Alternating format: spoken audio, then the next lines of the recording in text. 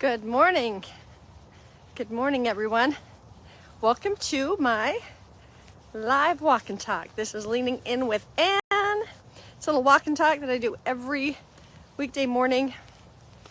I walk 6 to 8 miles every day, talk about all sorts of things. Today, what's on my heart to talk about is the difference between giving up, like resigning, and giving in, which is surrendering. Because they're very different. One generates distrust and disappointment and resentment and is usually born out of fear. And the other is something that generates love and healing and is born out of trust and personal validation, honestly. So that's what we're talking about today. Welcome, I'm Ann Ferguson. I am an author. I am an exerciser, 6 to 8 miles every day. I am a friend. I am an entrepreneur. I am a creator. Remember the first time somebody told me I was a creator, I didn't understand what they were saying. I love that woman because something hit me when she said I was a creator. I'm like, what does that even mean? And then I realized I am a creator. It is true. So we're actually going to go into surrender. Now, I'm going to qualify this a little bit. I want that beautiful, sweet surrender. Not the I give up, you win surrender. I would love the sweet surrender. So I'm going to tell you a story to get into this, and then we're going to get into our loving behavior for the day. I had been reading a lot about surrender, and I didn't understand it. It felt like I was losing everything, losing stuff all the time. I was losing my husband, I was losing my friend, I was losing some of my identity, and I was trying to hold on to it. I was trying to hold on to a lot of things, and I kept hearing this word surrender. So when I don't understand something, I will say, I don't get it. Like, tell me, what is surrender? Teach me what that is. It feels like I'm being a doormat to surrender all the time. But I keep thinking there may be something I'm missing here, so teach me. So one day, 4th of July picnic, we were out at Leesylvania State Park, and it's got this river, and our friends had a boat. And we'd had all of our food, and they said, hey, let's take the kids out. Now at this point, my now ex-husband was not being in the same room with me ever. If I was in the kitchen, he'd be in the living room. If I was in the living room, he'd be in the basement. But it went on for a year where he would not be in the same place as me. Well, in this particular case, it worked out. So he jumped in that boat, took the 2-year-old and all of the other kids, and they went boating. And for the first time in a long time, I found myself on the shore, sitting in the sun, all by myself, with nobody to keep my eyes on to make sure they weren't drowning. It was really weird. And so I felt like I needed to do something, because I can't just sit still. I gotta be doing, right? That's what we've learned. So there's a little kickboard near me. And I went, oh, you know what I can do? I can swim. I'm just gonna go swim. So I got the little kickboard, and I'm paddling, and I'm kicking, and I'm like, look at me, I'm having fun. But really, I was just trying to get somewhere. I was doing. And then I hear God say, where are you going? And when I say I hear him, it's like a thought that comes into my mind, right? Where are you going? And I go, I don't know what you're talking about. What do you mean? He goes, there's nowhere to go. Where are you going? And I kind of looked around, and I realized I was just being busy. And I heard him say, surrender. Like, I don't know what that means. He goes, stop paddling. Just be there. So I had the full support of that kickboard under my chest, right? So I was buoyant. And to let my body just relax and bob with the waves felt really uncomfortable and delightful at the same time. I hadn't just kind of let life happen, I was always in control because everything was out of control in my life. And so I laid there, and the more I just said, no, surrender, surrender, because the impulse was to do, like I needed to do. And I'm like, no, surrender, surrender. I looked around and I started to see little bubbles in the water that I had never seen. And then I realized there's like this turtle that was really close to me. And I just sat and looked at it. We were like two little friends in the water together. And then I had this view. I was down really low in the water, and the view of the shoreline is a perspective that I'd never seen before. And I started to get curious and wonder and enjoy and honestly see things that I'd never seen.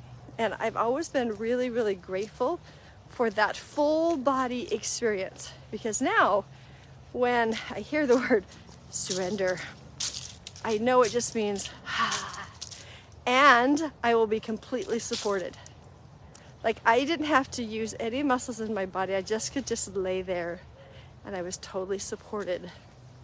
And to me, that is what surrender means. It is not giving up and being stomped on like a doormat.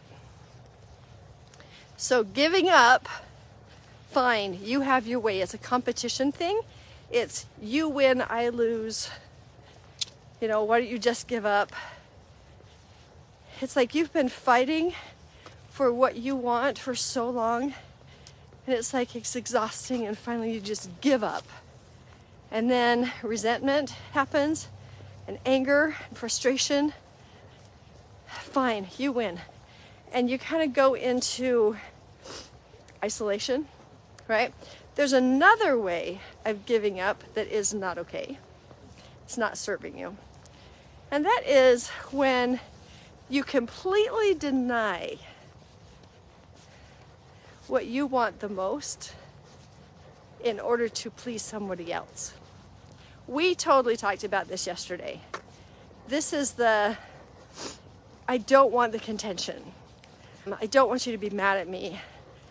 I don't want you to think such and such about me. So I'm just not gonna really actually follow my heart or speak my mind. And that denial of yourself really, really is not good. So we talked yesterday about it's okay to have what you want and to speak what you want. It's actually really, really appropriate a lot of times.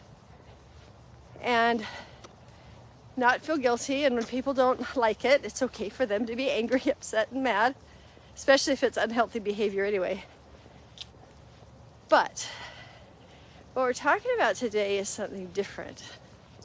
And this is that awareness and surrender at the same time.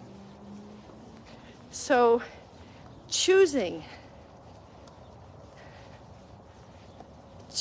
to let go of your stuff because it generates more love. Now, that is different than giving up your stuff because it shows that you're loving and hopefully they will love you. If it's a really jacked up relationship, guys, it does not work that way. It can actually work the opposite way. I surrendered, making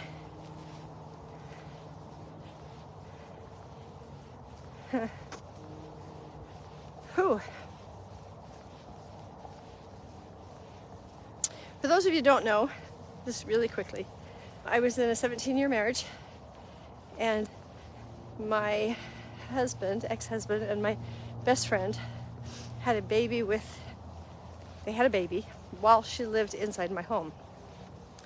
And she left after the baby was about 3 months old, and my husband stayed another year, a little bit longer than a year. After that, the Lord had told me to continue to keep him there. There was a lot of reasons for that. But within that year, I finally surrendered. And what I surrendered was trying to make him see that he was wrong. I surrendered it. And I went, it's actually not my job. And I stayed true to what I wanted. So this is what I said. I said, Heavenly Father, what I desire the most is to actually feel what unconditional love feels like. Like my dad, who's a narcissist, lots of conditions there. I had a lot of conditions with my ex about how I was supposed to show up and behave, and I was always falling short. And I realized I'd never actually experienced unconditional love. And so I said, I'm willing to let you bring it to me in whatever way it shows up. I surrender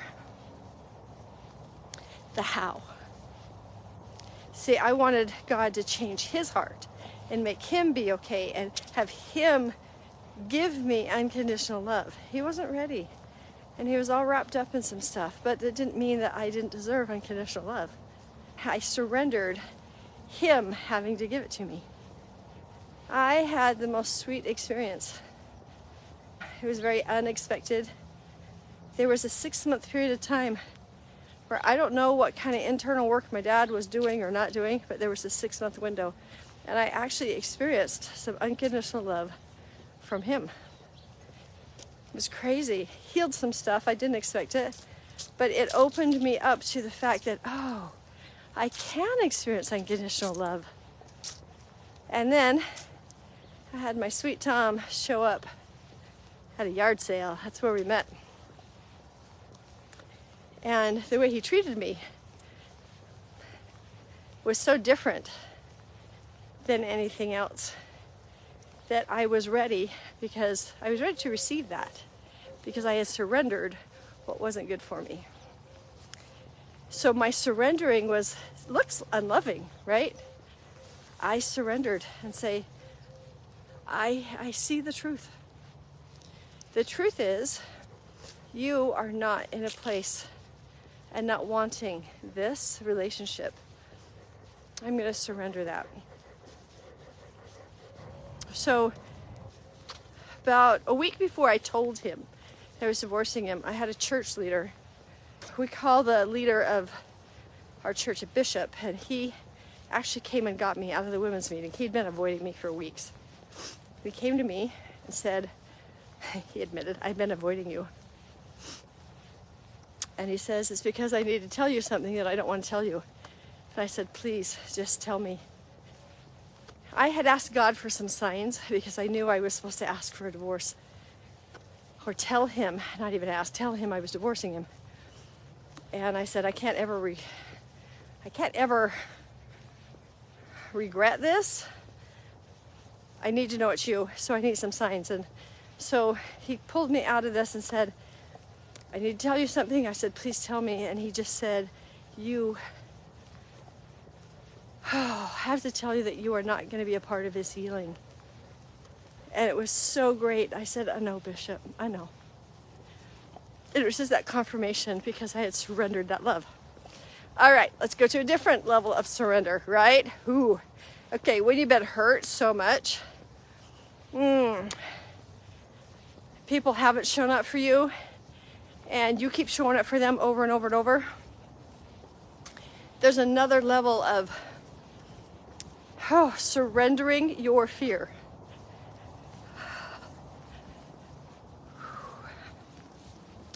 When something else presents and you're just afraid, it's like, no, this is how it's always been. It's surrendering your always beens, surrendering your history. Yikes! Surrendering your history and saying, I am willing to open this thing right here and allow somebody in just a little bit. I am willing to surrender all of the walls of protection. And for actual connection, I am willing to reach into vulnerability a little bit and tell you what's going on with me. That is a surrender, guys. When you've got a lot of fear that surrounds vulnerability. Because you're afraid they're going to use it against you, and they're afraid that they're going to make light of it or dismiss you. One of the reasons is because we mistakenly believe that if we tell somebody something that's important to us, that they are now required to fulfill our requests. They are not. It's always a choice. And so for me to share is important because it at least lets somebody know what I need, what I want, what would serve me, what would be great. I know that for a really long time, I still do it at times, not tell anybody what I actually need, because I can excuse them. If they don't know, then I can let them off the hook, right? Because they don't know. So it's not like they're rejecting me. Whereas when I tell somebody, it's kind of easy to go into that they're rejecting me kind of thing, right? Yeah. Surrendering into vulnerability. So there is a giving up that we do. We give up. I just give up. And that is that, get away from me. It's not worth it. Or it's the, fine, yeah, that's fine. You do whatever you want. I have a friend who traveled with me when I did some workshops out on the East Coast. And it was really interesting because whenever we would go to order food, she would kind of freeze. And it's because she didn't have a voice enough to order what she wanted.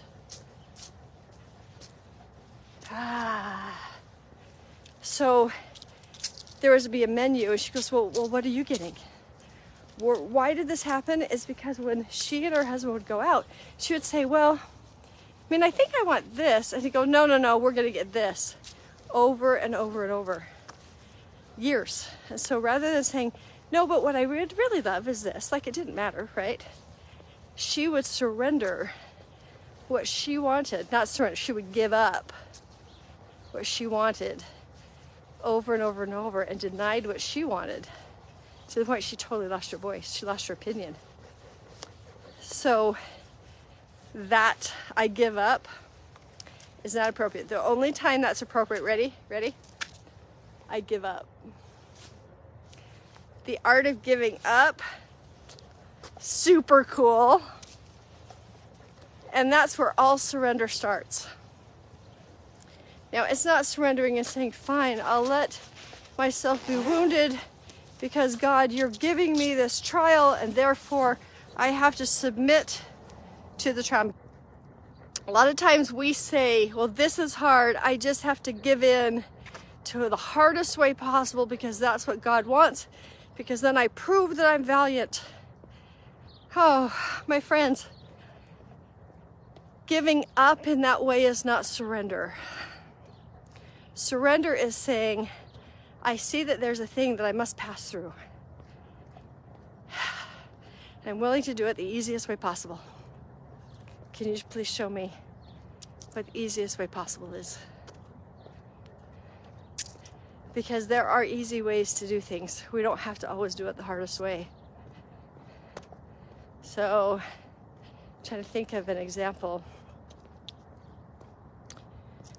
My best example, honestly, my favorite example is my friend who was taking the class from me, and we were talking about this concept of that you can do it easy. You don't have to do it hard.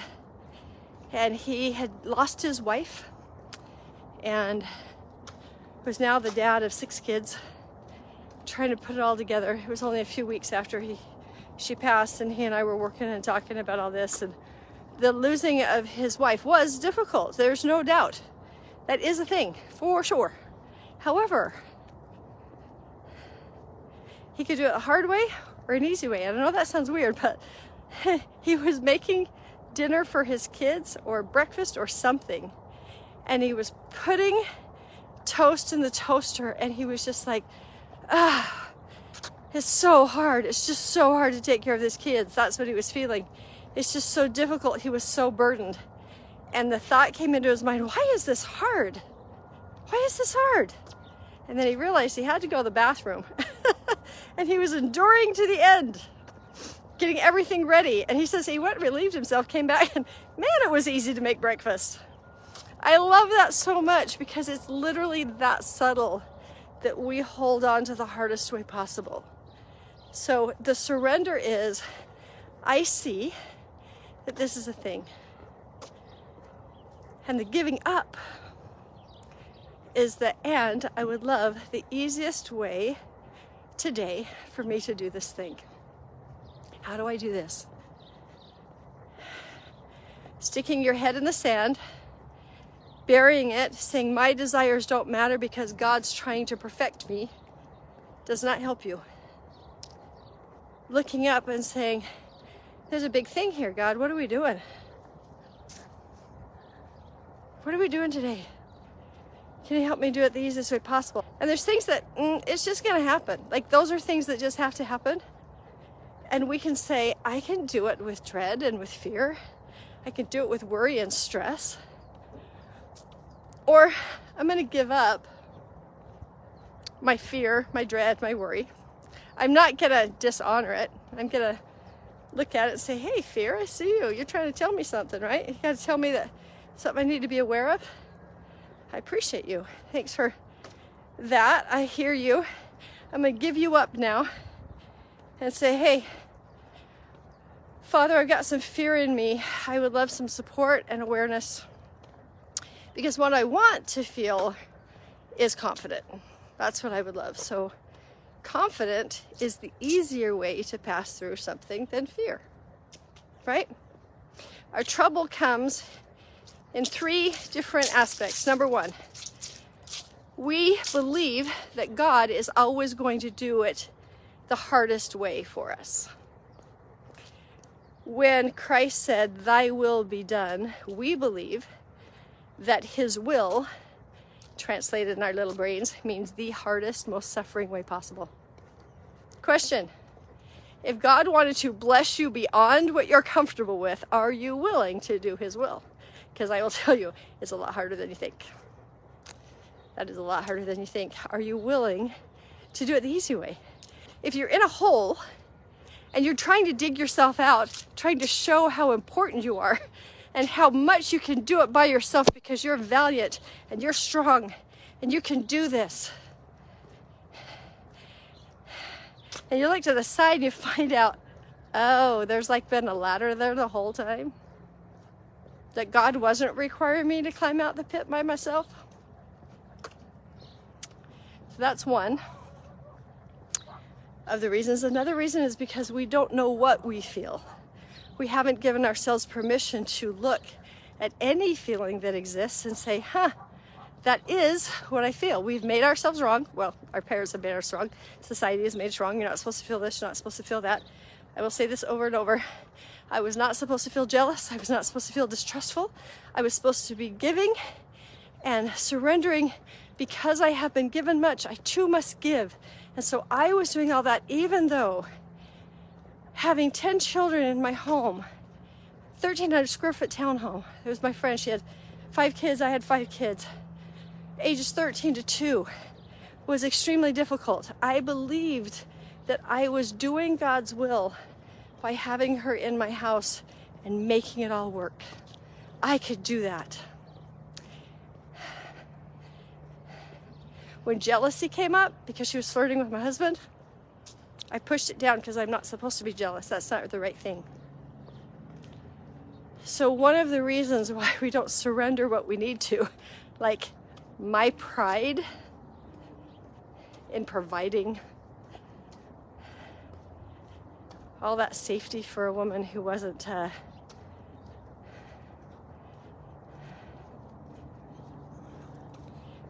able to reciprocate the love, you know? I needed to forgive. I needed to surrender that. So there were 3 things, and now I remember just 2. I will tell you this. His yoke is easy. His burden is light. When we learn to surrender this way and give up, it is sweet. And it generates love.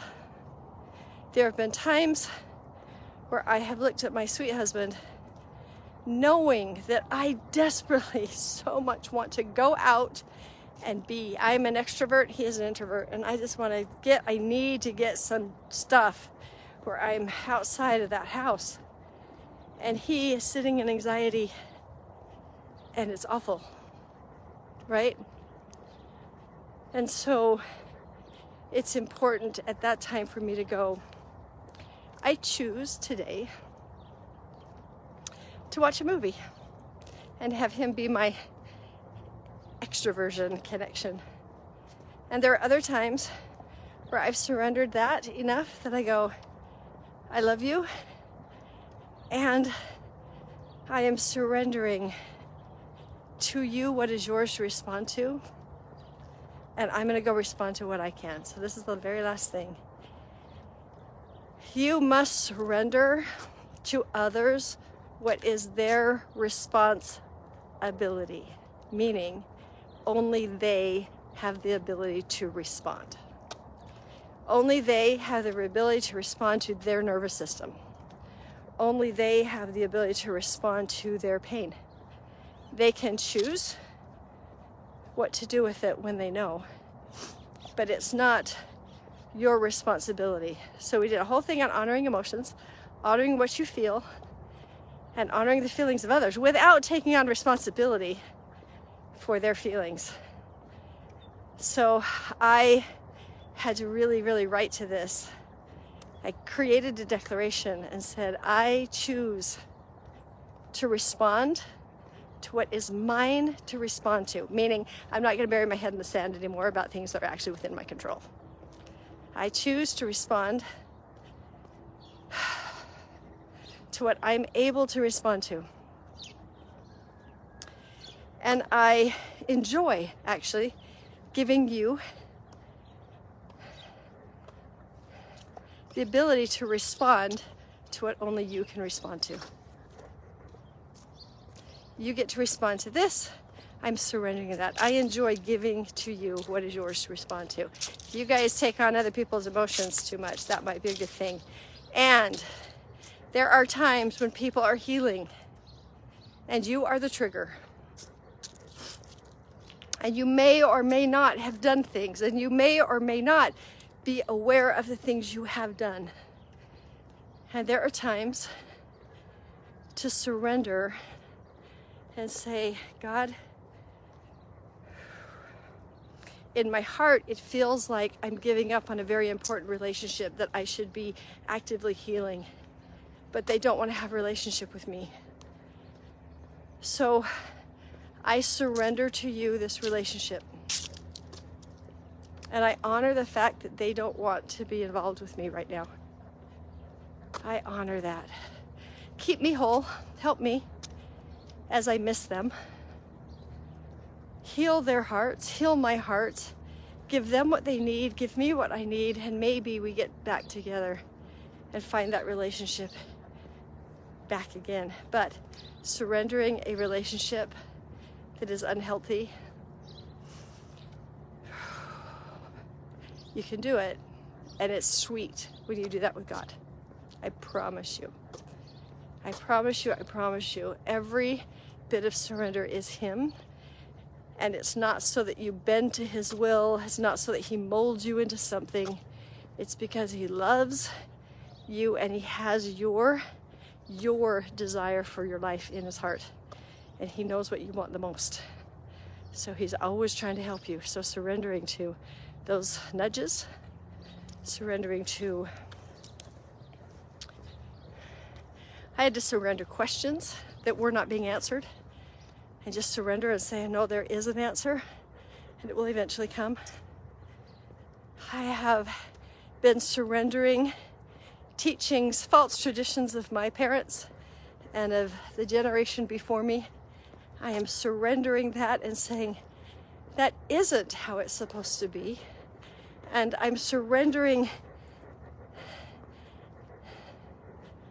the anger that I didn't receive what was appropriate to receive, so that I can be open to receiving all that I need to. That is surrendering, being willing to surrender when surrender produces more healing and more love. Don't think you're cool enough to do that alone. Don't think that you're cool enough to know what is love and what is not love to surrender. Sometimes you surrender your will. Sometimes you surrender and let them experience what they're going to. Sometimes you go, I'm going to surrender my fear and I'm going to stand up for myself. It's all about connection to God. I love you. Thank you all so much for being here.